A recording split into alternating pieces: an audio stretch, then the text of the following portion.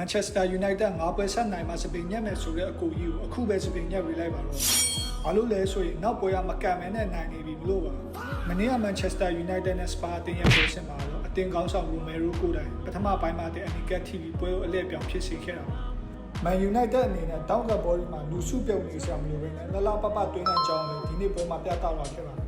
စပါအသင်းနီကမထိခဲ့ရင်တော့ဒီချိန်နဲ့ဘလိုမှ Manchester United ကိုနိုင်နိုင်ခြင်းမရှိပါဘူး။ Sesko ရဲ့နောက်ဆုံးကူတော့ဝင်ခဲ့ဒီထပ်ပိုပြီးကူပြတ်သွားမှာဖြစ်ပါတယ်။နောက်ပွဲမှာတော့ Manchester United ဟာ West Ham အသင်းနဲ့ရှင်ပြိုင်စားမှာဖြစ်ပြီးရပ်ပေါင်း600ကျော်စပင်မညက်ပဲနေခဲ့ရတဲ့ဒီလူဟာလည်းအခုအချိန်မှာစပင်ညက်ရတော့မှာဖြစ်ပါတယ်။ဒီအနိုင်ရခဲ့တဲ့ပွဲစဉ်၄ပွဲလုံးမှာလည်းအကောင်းဆုံးအသင်းတွေနဲ့ရှင်ပြိုင်ခဲ့ရပြီးတော့နီးပြ Michael Carrick ဟာအသင်းကိုအကောင်းဆုံးပြန်လည်ပံ့ပိုးနိုင်ခဲ့ပါတယ်။ Harmony ရဲ့လက်အောက်မှာတစ်ခါမှမတွေ့ဘူးလေဒီစနစ်တွေလူစားလဲမှန်တောင်းမှုတွေကလည်း Michael Carrick ရဲ့လက်အောက်မှာပဲပြန်လည်တွေ့ရှိခဲ့ရမှာဆိုတော့ Manchester United ပရိသတ်တွေအနေနဲ့ Michael Carrick ကိုနောက်ရတဲ့တင်မှာဆက်ရှိခိုင်းချင်တာဘာမှမဟုတ်ဒီပြတစ်တယောက်ကိုပဲ Manchester United အတွက်ခန့်အပ်ခိုင်းချင်တာဆိုတာကောင်းမှဖြေခဲ့ပြီးကြပါ